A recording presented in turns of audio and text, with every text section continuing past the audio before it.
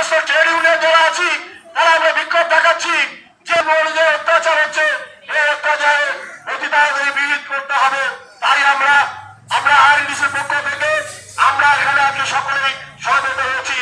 আমরা আপনাদের কাছে আমাদের হয়তো একটু আমাদের এই বিক্ষোভ কর্মসূচিতে সামিল হয়ে আমাদের সঙ্গে সহযোগিতা করবেন এই আশা রাখছি এবং বলতে চাই যে আগামীতে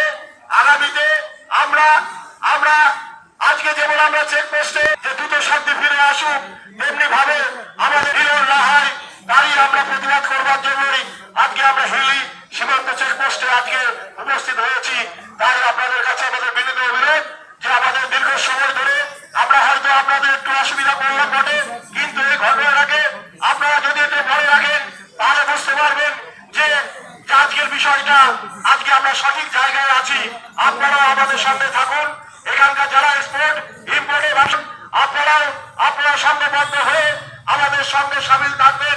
এই যে বাংলাদেশের ঘটনা, সেই ঘটনাকে আপনারা সকলেই আপনারা এই আশা আকাঙ্ক্ষা রেখে আমি আমার বক্তব্য শেষ করছি। জয় হিন্দ, বন্দে মাতরম, আরএনডিসি জিন্দাবাদ, জাতীয় কংগ্রেস জিন্দাবাদ।